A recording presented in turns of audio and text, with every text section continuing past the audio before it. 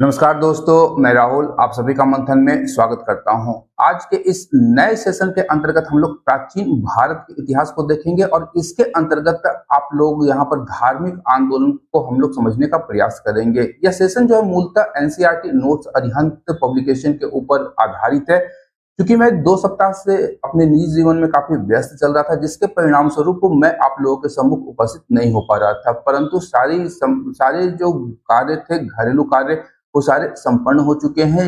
अब मैं आप लोगों के सामने नियमित रूप से वीडियोस लाता रहूंगा और न केवल एनसीईआरटी अपितु भारतीय इतिहास से संबंधित अपितु पॉलिटी, आपका इकोनॉमिक्स और ज्योग्राफी के सेशंस को भी कंप्लीट करने का यहाँ पर प्रयास करवाऊंगा। मूल रूप से अगर हम लोग कहें तो 71वीं बीपीएससी प्रीलिम्स के पूर्व हम लोग ये सारे के सारे नोट्स के जो होंगे वीडियो सेशन के माध्यम से कवर करने का प्रयास कर लेंगे। आज के इस सेशन के अंतर्गत हम लोग प्राचीन भारत, मूल रूप से अगर हम लोग कहें 6ठी शताब्दी ईसा पूर्व, 6ठी शताब्दी ईसा पूर्व में संपन्न हुए धार्मिक आंदोलन के ऊपर चर्चा करेंगे, जिसमें मूल रूप से हम लोग बौद्ध और जैन धर्म से संबंधित महत्वपूर्ण तथ्यों को यहाँ पर समझने का प्रयास करेंगे, जो कि एनसीईआरटी संकलन के ऊपर आधारित होने वाला है। मैं बताता चलूं कि यह जो बुक है, इसमें न केवल 6 to 12 के एनसीईआरटी अपितु एनआईओएस के साथ साथ तमिलनाडु बोर्ड से संबंधित जो भी फैक्ट्स और डेटा है यहाँ पे समग्र रूप से एक साथ में आप लोगों को दिए गए हैं, जो कि प्रतियोगी परीक्षाओं के लिए अत्यंत ही महत्वपूर्ण सिद्ध हो सकते हैं। हम लोग सेशन को प्रारंभ करेंगे और समझने का प्रयास करेंगे कि आखिर क्यों 6ठी शताब्दी ईसा पूर्व में नए धार्मिक संप्रदायों का उदय हुआ। न केवल जैन धर्म और बौद्ध धर्म अपितु हम लोग देखते हैं कि विभिन्न प्रकार के नवीन संप्रदायों का उदय हुआ, जिसके परिणाम स्वरूप यहाँ पर अगर हम लोग देखें तो 62 संप्रदायों का उदय होता है मध्य गंगा के मैदानों में। वैदिक काल के उपरांत हम लोग देखते हैं, और मूलतः हम लोग यूं कहें कि उत्तर वैदिक काल के उपरांत 62 संप्रदायों का उदय हुआ था। लेकिन यदि हम लोग बौद्ध ग्रंथों को रेफर करते हैं तो उसमें 64 संप्रदायों या चिंतन परंपरा या दार्शनिक परंपराओं का उल्लेख हमें प्राप्त होता है, जो समकालीन बौद्ध ग्रंथों में दर्शाया गया है। यहाँ पर अगर हम लोग सबसे महत्वपूर्ण देखें तो 2 प्रमुख संप्रदाय के रूप में उभर करके सामने आते हैं, जिन्हें विभिन्न शासकों का संरक्षण भी प्राप्त हुआ था, जिनमें बौद्ध और जैन धर्म का नाम उल्लेखनीय। यद्यपि अगर हम लोग देखें तो मौर्य शासक तो बिंदुसार की जब हम लोग बात करते हैं तो वह आजीवक संप्रदाय का अनुयायी था, यानी आजीवक संप्रदाय को भी राज्य के संरक्षण यहाँ पर प्राप्त होता हुआ दिखाई देता है। लेकिन समग्र रूप से यदि हम लोग देखें तो प्रमुख रूप से बौद्ध और जैन धर्मों को विभिन्न शासकों के द्वारा संरक्षण प्रदान किया गया था, जिसके परिणाम स्वरूप ये जो धर्म थे ये भारत में पुष्पित और पल्लवित होते हैं। कालांतर में इनका विकास न केवल भारत में अपितु भारत के बाहर विभिन्न देशों में भी देखने को हमें प्राप्त होता है। अब हुआ क्या, तो 6ठी शताब्दी ईसा पूर्व में वैदिक कर्मकांड, मूल रूप से ध्यान रखिएगा कि वैदिक कर्मकांड और वर्ण व्यवस्था के विरोध में ये दोनों संप्रदायों का उदय हुआ था। और ये दोनों संप्रदाय जो थे वैदिक कर्मकांड और वर्ण व्यवस्था को मानने के पक्षधर नहीं थे, ये ध्यान रखिएगा। इसके अतिरिक्त यहाँ पर हमें ध्यान रखना होगा कि बुद्ध और महावीर जो कि दार्शनिक शिक्षक के रूप में प्रसिद्ध थे उस समय, उनके द्वारा ब्राह्मणवाद और कर्म कांडों के ऊपर विभिन्न कुटाग्रशालाओं में चर्चाएं की जाती थी, और इसकी विभिन्न तरीकों से नुक्ताचीनी या हम लोग यूं कहें कि इनकी कमियों को रेखांकित किया जाता था। अब यहाँ पर ऑब्जेक्टिव के रूप में अगर हम लोग देखें तो एक प्रश्न उभर करके आता है कि प्राचीन भारत में कुटाग्रशालाएं क्या थी। तो कुटाग्रशालाएं, ध्यान रखना है हमें कि ये मूलतः नुकीली छत वाली झोपड़ियां हुआ करती थी, जिसमें हिंदू धर्म या विभिन्न समकालीन धर्मों या संप्रदायों के ऊपर चर्चाएं की जाती थी। मूलतः इसे हम लोग विद्यालय के रूप में भी रेफर कर सकते हैं, ये ध्यान रखें। विद्यालय के रूप में भी इन्हें शेयर या रेफर किया जा सकता है। यहाँ पर हम लोग ध्यान रखेंगे कि इन कुटाग्रशालाओं में विभिन्न तार्किक विचारों के आधार पर इनके अनुयायियों के समक्ष इन धर्मों के लिए समझ विकसित की जाती थी। अब यहाँ पर जब हम लोग देखते हैं कि 6ठी शताब्दी ईसा पूर्व की जब हम लोग बात करते हैं तो उस समय वर्ण व्यवस्था जो थी वो जातिवादी व्यवस्था में परिवर्तित हो चुकी थी। ऋग्वैदिक काल की जब हम लोग बात करते हैं तो वहां पर जातिवादी व्यवस्था ना होकर के वर्ण व्यवस्था थी, लेकिन यह वर्ण व्यवस्था कालांतर में इतनी ज्यादा कठोर हो गई कि यह जाति प्रथा में परिवर्तित होती हुई हमें दिखाई देती है, जिसके परिणाम स्वरूप तत्कालीन या समकालीन समाज में तनाव उत्पन्न होता है। और विशेष रूप से अगर हम लोग देखें तो इस कालखंड में जो शासक वर्ग के लोग थे वो क्षत्रिय वर्ण या जाति से संबंधित थे। वहीं यदि हम लोग बात करें तो तीसरा वर्ण जो कि वैश्य कहलाता था, वैश्य वर्ण ने अपने व्यापार और वाणिज्य के बल पर, अपने बुद्धि के बल पर इतनी संपत्ति अर्जित कर ली थी कि समाज में वो सबसे ज्यादा धनी व्यक्तियों के रूप में दिखाई दिए जाने लगे। परंतु यदि वैश्य वर्ण की बात करें तो उन्हें अभी भी समाज में वह स्थान प्राप्त नहीं हो पाया था जो स्थान की प्राप्ति की उन्हें आशा या अपेक्षा थी। इसी के परिणाम स्वरूप हम लोग देखते हैं कि ब्राह्मणों के वर्चस्व को चुनौती देने के लिए क्षत्रिय वर्ग में से दो व्यक्ति उभर करके सामने आते हैं, जिसमें से एक भगवान बुद्ध और दूसरे भगवान महावीर थे। ये दोनों क्षत्रिय वर्ण से संबंधित थे और क्षत्रिय वर्ण हमेशा ब्राह्मणों को चुनौती पेश करता आया था। और वैश्यों को, जो कि आधुनिक रूप से इन्होंने अत्यधिक संपत्ति अर्जित कर ली थी, अपनी सामाजिक मान्यता के लिए इन दोनों धर्मों के अनुयायी बन गए थे। इसके अतिरिक्त अगर हम लोग बात करें तो ब्राह्मण वर्चस्व को चुनौती इस कालखंड में दी जा रही थी। और इस कालखंड में हम लोग देखते हैं कि पूर्वोत्तर भारत में नई कृषि मूलक अर्थव्यवस्था का विस्तार होता है। साथ ही साथ यहाँ पर ध्यान रखिएगा कि जब हम लोग देखते हैं कि जब मगध का विकास हुआ था तो इसमें कृषि का महत्व अत्यधिक था। और इस कृषि के कारण ही नए वर्ग, जिसमें हम लोग वैश्य वर्ण की बात करते हैं, उसका काफी ज्यादा प्रभुत्व उभर करके सामने आता है। और इन्होंने भगवान महावीर और भगवान बुद्ध के चलाए गए धर्मों को अपना समर्थन देना प्रारंभ किया, उन्हें अत्यधिक मात्रा में दान देना प्रारंभ किया, जिसके कारण इनका विकास होता चला गया। अब इस कालखंड में जो व्यक्ति व्यापार करते थे या वाणिज्य का काम करते थे उन्हें वणिक कहा जाता था। तो वणिकों को इस कालखंड में सेठी भी कहा जाता था। और वर्तमान रूप में अगर हम लोग देखें तो एक शब्द प्रचलित होता है हम लोग के सामने में, सेठ।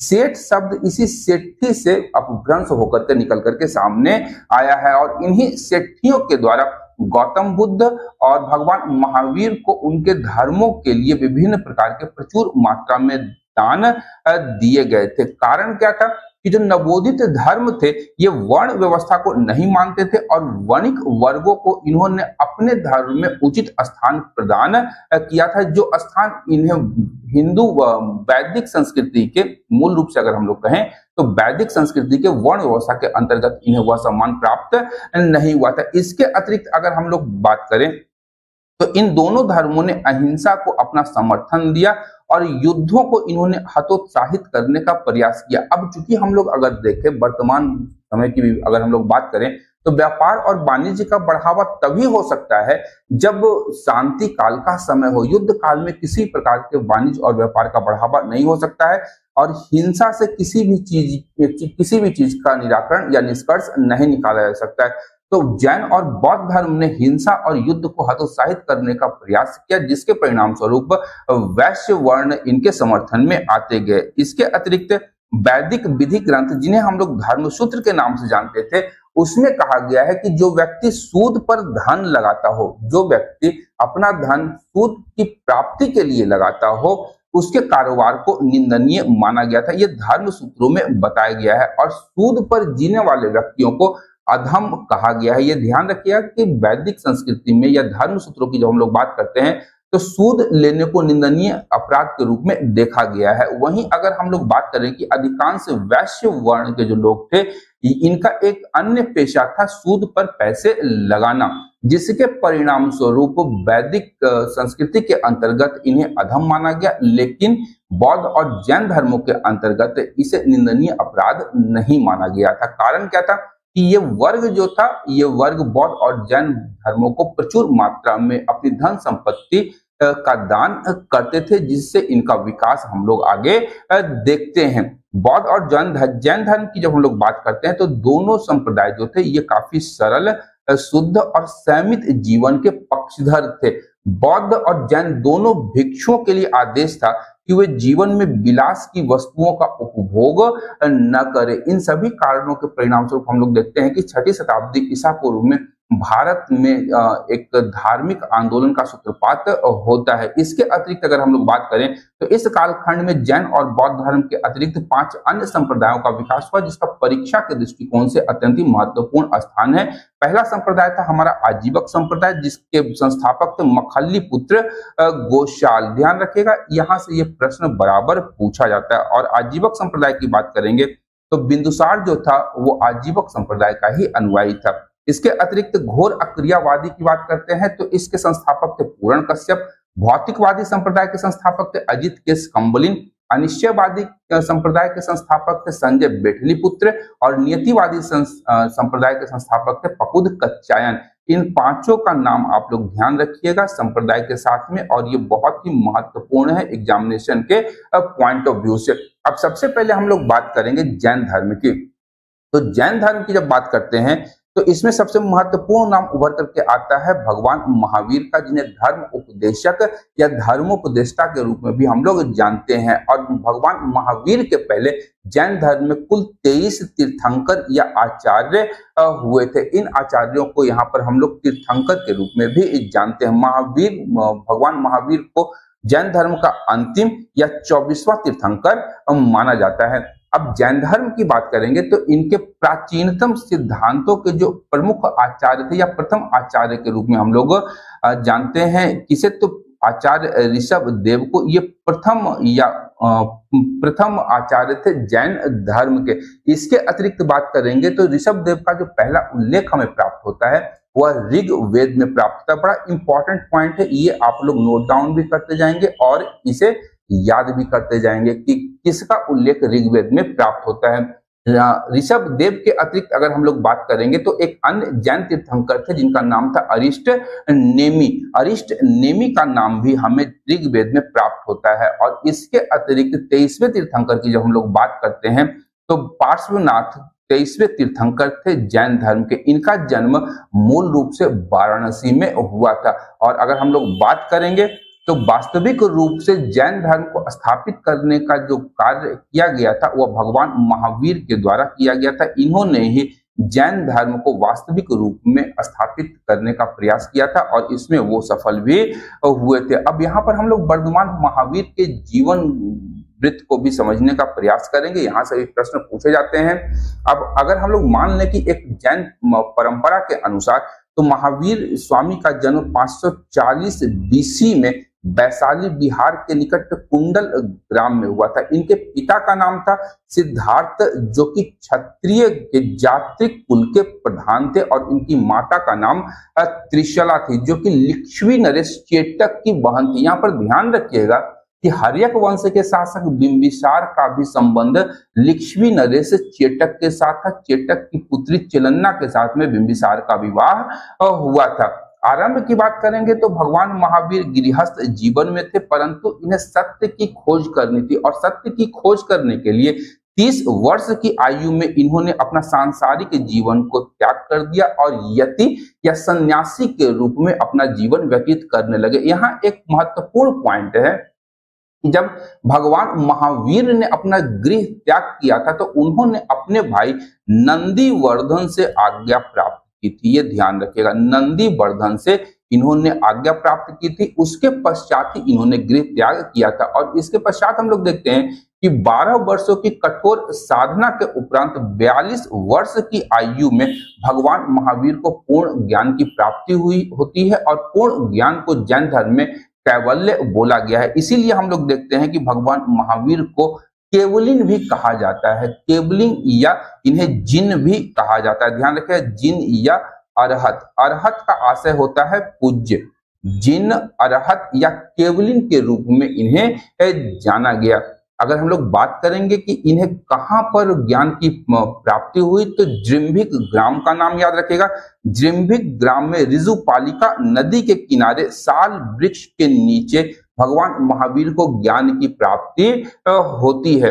और कैवल्य की जब हम लोग बात करते हैं तो सुख और दुख के ऊपर जब विजय प्राप्त कर ली गई भगवान महावीर के द्वारा तो इसे कहा गया कैवल्य। इसीलिए इन्हें सूर या जिन या विजेता के रूप में भी हम लोग जानते हैं। और इनके अनुयायी यानी भगवान महावीर जिन्हें जिन कहा गया, इनके अनुयायियों को जैन कहा गया। अब यदि हम लोग बात करें कि भगवान महावीर के द्वारा सर्वाधिक उपदेश या किन क्षेत्रों में उपदेश दिए गए, तो यहाँ ध्यान रखिएगा कि कौशल, मगध, मिथिला और चंपा आदि प्रदेशों या महाजनपदों में भगवान महावीर ने भ्रमण करके यहाँ पर जैन धर्म का प्रचार प्रसार करने का कार्य किया था और लगभग 30 वर्षों तक इन्होंने अपने धर्म या जैन धर्म का प्रचार करने का कार्य किया और प्रचार के दौरान ही लगभग 468 बीसी में इनकी मृत्यु हुई और इनकी मृत्यु को कहा गया निर्वाण या मोक्ष की प्राप्ति इन्हें हो गई। अगर हम लोग बात करेंगे भगवान महावीर के निर्वाण की, तो 72 वर्ष की आयु में राजगीर के समीप पावापुरी बिहार, या ध्यान रखिएगा बिहार राज्य में पावापुरी एक स्थान है जो कि राजगीर के निकट ही है, वहां पर इनका जो निर्वाण था वह इन्हें प्राप्त होता है और उस समय इनका जो अंतिम संस्कार था वह मल्ल शासक सृष्टिपाल के द्वारा किया गया था, या फिर मल्ल शासक सृष्टिपाल के दरबार में इन्हें निर्वाण की प्राप्ति हुई थी। अब जैन धर्म के सिद्धांतों की बात करेंगे तो यहाँ पर ध्यान रखिए कि जैन धर्म के सिद्धांत मूल रूप से सांख्य दर्शन पर आधारित थे। ये बहुत ही महत्वपूर्ण है, सांख्य दर्शन पर आधारित थे जैन धर्म के सिद्धांत। और यहाँ पर ध्यान रखिएगा कि जैन धर्म के अंतर्गत भगवान महावीर का मानना था कि संपूर्ण विश्व प्राणवान है। यहाँ तक कि इन्होंने माना था पत्थर हो, चट्टान हो या जल हो, सभी में जीवन की कल्पना की गई थी जैन धर्म के द्वारा। और जैन धर्म ने पुनर्जन्म के चक्र को तोड़ने के लिए कर्म चक्र से मुक्ति का मार्ग बताया था, यानी कर्म चक्र से यदि आपकी मुक्ति हो जाती है तो आपका पुनर्जन्म जो होगा वह रुक जाएगा, पुनर्जन्म का चक्र रुक जाएगा। और इसके लिए कर्म चक्र से मुक्ति के लिए जैन धर्म में त्याग और तपस्या की आवश्यकता को महत्वपूर्ण बताया गया। बड़ा इंपॉर्टेंट पॉइंट है, कॉन्सेप्चुअल प्रश्न यहाँ से पूछे जा सकते हैं कि कर्म चक्र से मुक्ति के लिए जैन धर्म में किस उपाय को आवश्यक माना गया है, तो वो आपका त्याग और तपस्या हो जाएगा। जैन धर्म की बात करेंगे तो इसमें मूल रूप से 5 सिद्धांत है। 5 में से 4 सिद्धांत जो थे ये 23वें तीर्थंकर पार्श्वनाथ के द्वारा दिया गया था और अंतिम जो कि सिद्धांत है ब्रह्मचर्य, इसे भगवान महावीर के द्वारा जैन धर्म के सिद्धांतों में शामिल किया गया था। यहाँ ध्यान रखिएगा कि भगवान पार्श्वनाथ जो कि 23वें तीर्थंकर थे, इनको निर्वाण की जो प्राप्ति हुई थी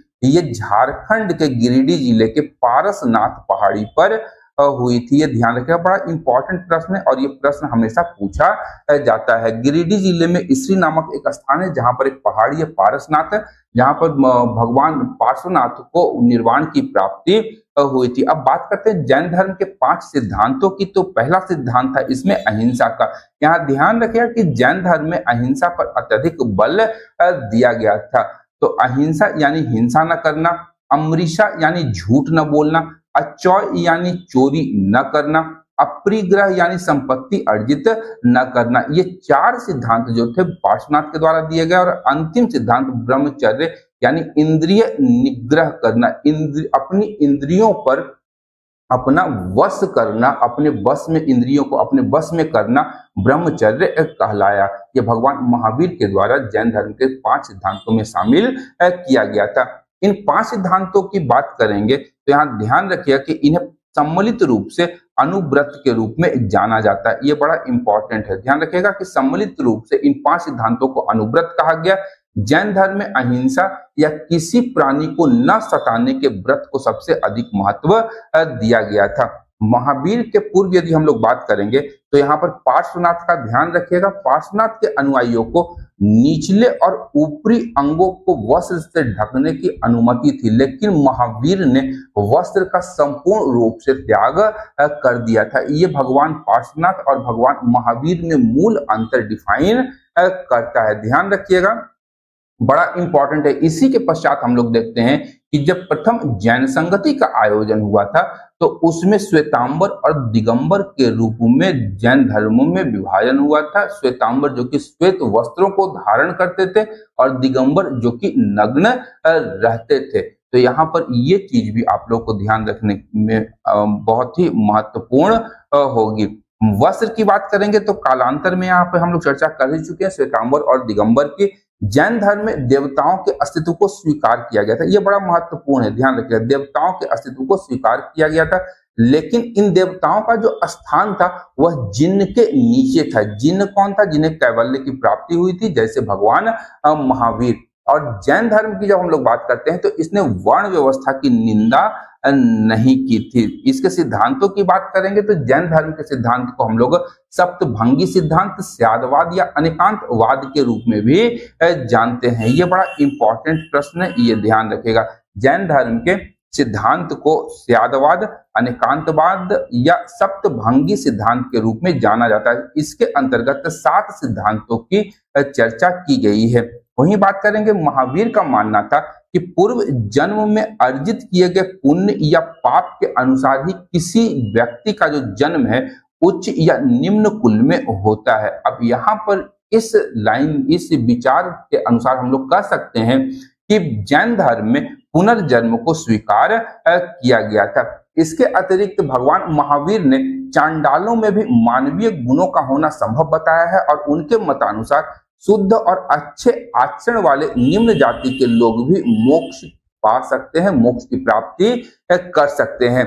जैन मत का कहना है कि मोक्ष पाने के लिए कर्म कांडीय अनुष्ठान की आवश्यकता नहीं है, अपितु इसके लिए जैन धर्म में बताए गए त्रिरत्नों पर कायम रहने या त्रिरत्नों का आचरण करने की आवश्यकता पर बल दिया। त्रिरत्नों की अगर बात करेंगे तो जैन धर्म के अंतर्गत सम्यक ज्ञान, सम्यक ध्यान और सम्यक आचरण को त्रिरत्न कहा गया। इसे ही हम लोग 3 जौहर के रूप में भी जानते हैं।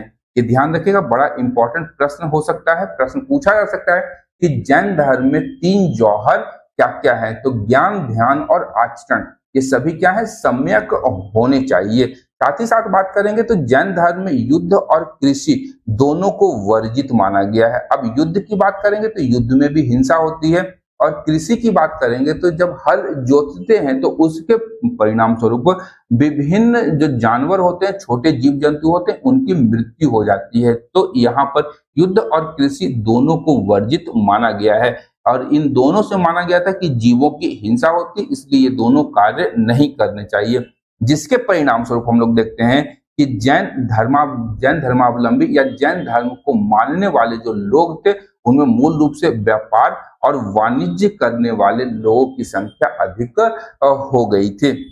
यानी मूलतः अगर हम लोग कहें तो वैश्य वर्ण के लोगों के द्वारा जैन धर्म को सर्वाधिक स्वीकार किया गया था। अब यहाँ पर कुछ एक इंपॉर्टेंट चीज पूछे जा सकते हैं जो कि जैन धर्म और उनके तीर्थंकरों से संबंधित हैं, और इनमें उनके प्रतीक से प्रश्न बराबर पूछे जाते हैं। ये ध्यान रखिएगा। अगर हम लोग प्रथम तीर्थंकर की बात करेंगे तो ये आपको ध्यान में रहना चाहिए। इसके प्रथम तीर्थंकर के जो प्रतीक थे वह थे वृषभ, ये ध्यान रखिएगा। इसके अतिरिक्त अजीतनाथ के लिए आप गज या हाथी, संभवनाथ के लिए अश्व और घोड़ा। इसके अतिरिक्त ध्यान रखिएगा सुपार्श्वनाथ के लिए आपका स्वास्तिक था। और अगर हम लोग अरिष्ट नेमि की बात करेंगे, एक दूसरे तीर्थंकर थे जिनका उल्लेख हमें ऋषभ देव के पश्चात मिलता है। कहां पर? ऋग्वेद में। तो इनके लिए था शंख। और ध्यान रखिएगा कि भगवान विष्णु के एक हाथ में शंख था, और भगवान कृष्ण जो थे वो विष्णु के अवतार थे, विष्णु के एक रूप थे। तो अरिष्ट नेमि का जो संबंध था वह कृष्ण से भी जोड़ा गया है। कृष्ण के नजदीकी संबंधी के रूप में अरिष्ट नेमि का नाम हम लोग देखते हैं। इसके अतिरिक्त पार्श्वनाथ के लिए सांप का फण और महावीर स्वामी के लिए सिंह, ये प्रतीक चिन्ह दोनों ध्यान में रखना है। हमें 7-8 प्रतीक चिन्ह से प्रश्न भी बहुत एग्जाम्स में पूछे जा सकते हैं, आप लोग PYQs को रेफर कर सकते हैं। अब बात करेंगे जैन साहित्य की। तो जैन साहित्य की अगर हम लोग बात करें तो जैन साहित्य के अंतर्गत हम लोग देखते हैं कि प्राकृत और संस्कृत भाषा में जैन साहित्य हमें प्राप्त होते हैं। प्राकृत भाषा की जब बात करेंगे तो इसे अर्धमागधी के रूप में भी निरूपित किया जाता है, और प्राचीनतम जैन ग्रंथों को पुब्बो कहा जाता है। ये ध्यान रखिएगा, प्राचीनतम जैन ग्रंथों को पुब्बो कहा जाता है।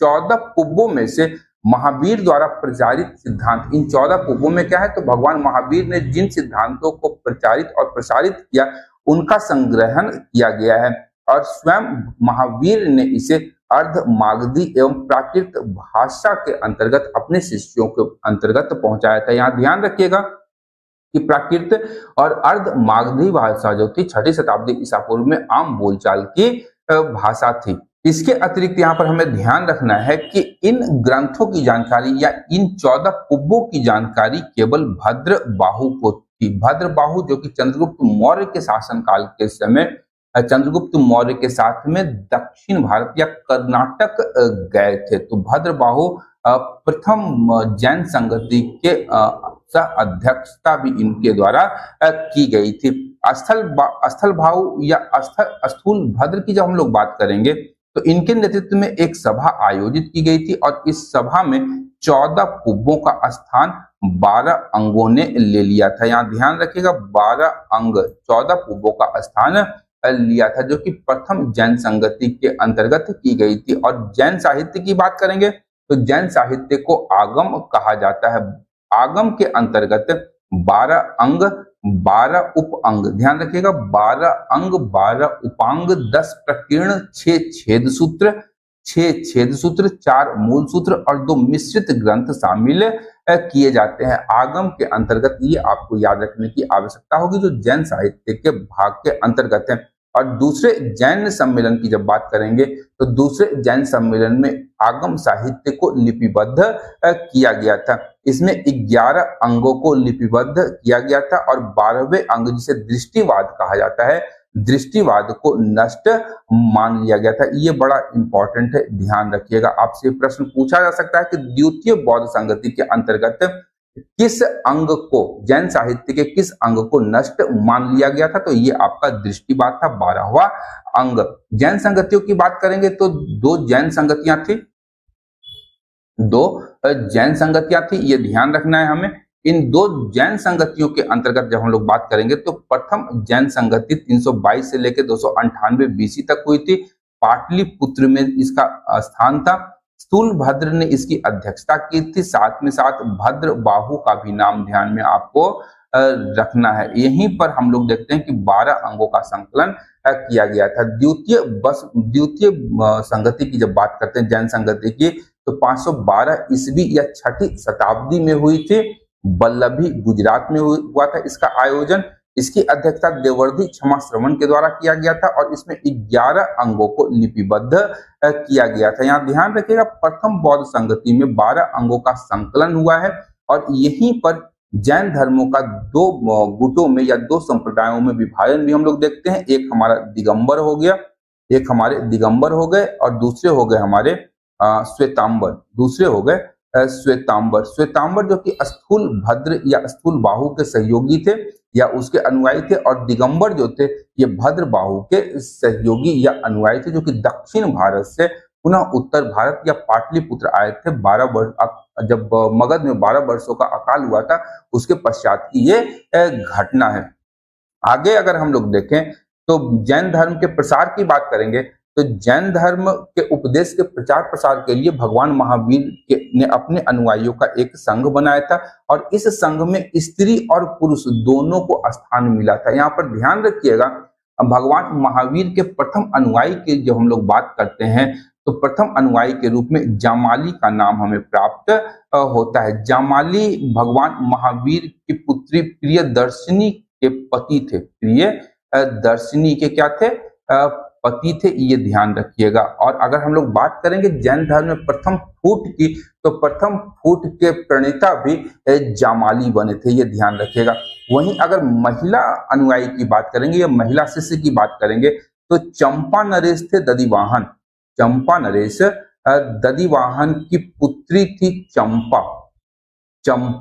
ये प्रथम जैन भिक्षुणी के रूप में जानी जाती है। यहाँ पर एक अन्य तथ्य पर मैं आप लोगों का ध्यान आकर्षित करना चाहूंगा कि कुछ एक रेफरेंसेस बुक्स में आप लोग देख सकते हैं कि चंपा के अतिरिक्त एक अन्य नाम मिलता है जो कि दधिवाहन की पत्नी थी, उसका नाम था पद्मावती। पद्मावती को कुछ एक बुक्स में माना गया है कि यह प्रथम जैन भिक्षुणी थी, ये ध्यान रखना है आपको। पद्मावती और चंपा का नाम, दोनों का नाम ध्यान में रखना है।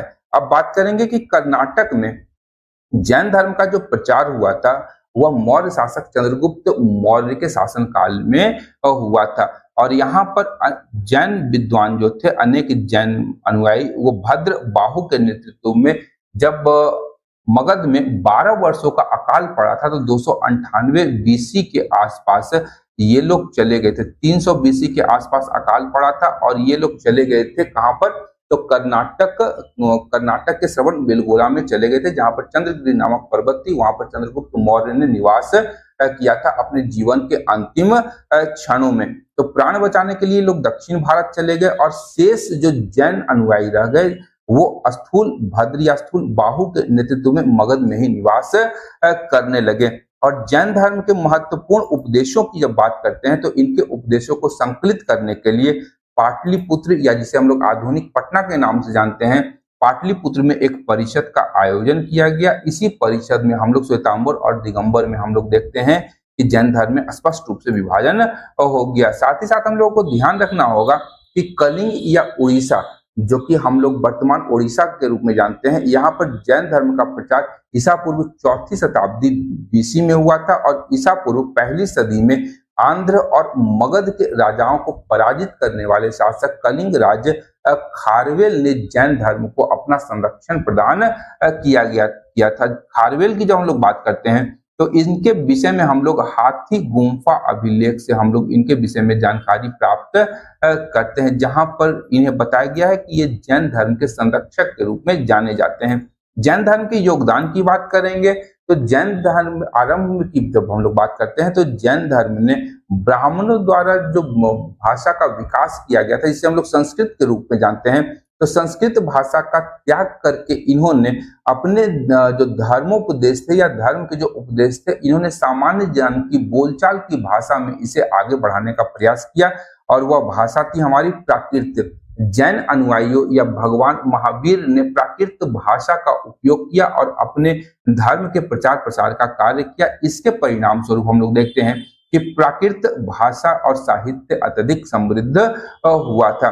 प्राकृत भाषा से कई क्षेत्रीय भाषाओं का विकास हुआ। इसमें विशेष रूप से उल्लेखनीय भाषा है सौरसेनी। सौरसेनी से ही वर्तमान मराठी भाषा उत्पन्न हुई है। ये बड़ा इंपॉर्टेंट फैक्ट है, इसे आप लोग ध्यान रखेंगे। जैन धर्म के धार्मिक ग्रंथ की जब हम लोग बात करते हैं तो अर्ध मागधी भाषा में लिखे गए हैं और ये ग्रंथ ईसा पूर्व 6ठी शताब्दी में गुजरात में वल्लभी में आयोजित द्वितीय जैन संगति के दरमियान इनका संकलन किया गया है। जैन धर्म ने अपभ्रंश भाषा में पहली बार कई महत्वपूर्ण ग्रंथ लिखे हैं और इसका पहला व्याकरण भी इन्होंने तैयार किया था। जैन रचनाकार है हेमचंद्र। हेमचंद्र ने अपभ्रंश का अपना व्याकरण लिखा था। ये बड़ा महत्वपूर्ण प्रश्न पूछा जा सकता है कि अपभ्रंश भाषा में पहली बार कई महत्वपूर्ण ग्रंथ किस संप्रदाय के द्वारा लिखे गए? तो जैन धर्म के द्वारा लिखे गए थे और अपभ्रंश व्याकरण लिखने का काम जैन रचनाकार हेमचंद्र के द्वारा किया गया था। इसके अतिरिक्त गुजरात और राजस्थान के जैन मठों में कई पांडुलिपियां वर्तमान समय में पाई गई हैं जो कि वर्तमान में अप्रकाशित हैं। प्रारंभ की जब हम लोग बात करते हैं तो जैन संप्रदाय जो था वो मूर्ति पूजा के विरोध में खड़ा हुआ एक आंदोलन था, परंतु कालांतर में हम लोग देखते हैं कि जिस धर्म या संप्रदाय ने मूर्ति पूजा का विरोध किया था उसी जैन धर्म में मूर्ति पूजा प्रारंभ होने लगा। यहाँ पर महावीर और अन्य तीर्थंकरों की पूजा पाठ की जाने लगी। जैन विशाल प्रस्तर प्रतिमाएं कर्नाटक के श्रवण बेलगोला में, गुजरात, राजस्थान और मध्य प्रदेश में निर्मित और इन्हें स्थापित किया गया। जैन धर्म के पतन के कारणों की जब हम लोग बात करते हैं तो इसका पतन क्रमिक रूप से हुआ और इसके पतन के लिए किसी एक कारण को हम लोग पूर्ण रूप से उत्तरदायी नहीं मान सकते हैं। जैन धर्म के पतन के कुछ कारण यहाँ हम लोग देख लेते हैं। सबसे पहला कारण था कि इस धर्म के द्वारा अहिंसा पर अत्यधिक बल दिया गया, जिसके कारण इसका जो प्रचार प्रसार था वह समाज के सभी वर्गों में उचित रूप से नहीं हो पाया। किसानों की बात करेंगे तो किसान हो, सैनिक हो, ये अपने कर्म के कारण इस धर्म से जुड़ नहीं पाए। धर्म का अत्यधिक क्लिष्ट रूप यहाँ पर प्रदान किया गया था, ये ध्यान रखना है हमें।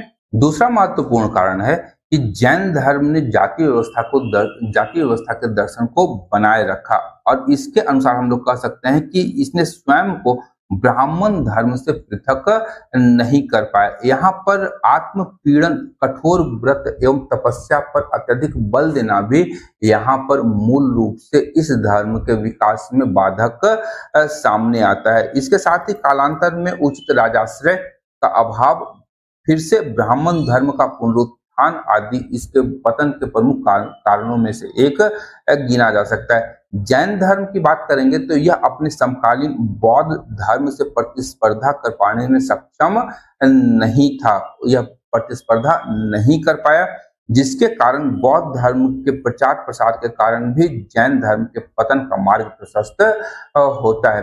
तो आज हम लोग केवल जैन धर्म से संबंधित जो सेशन था यहाँ पे हम लोग कंप्लीट करेंगे, और इसके उपरांत इसके दूसरे पार्ट में हम लोग बौद्ध धर्म और अन्य संप्रदायों के ऊपर विचार विमर्श करेंगे और आने वाले विभिन्न प्रतियोगी परीक्षाओं के लिए जो महत्वपूर्ण तथ्य हैं उनके संकलनों को देखने का प्रयास करेंगे। तो आज के लिए इतना ही, मिलते हैं अगले सेशन में। तब तक के लिए धन्यवाद। देखते रहिए मंथन, क्योंकि मैं इस प्रकार के वीडियोस लाता रहता हूँ। Thank you.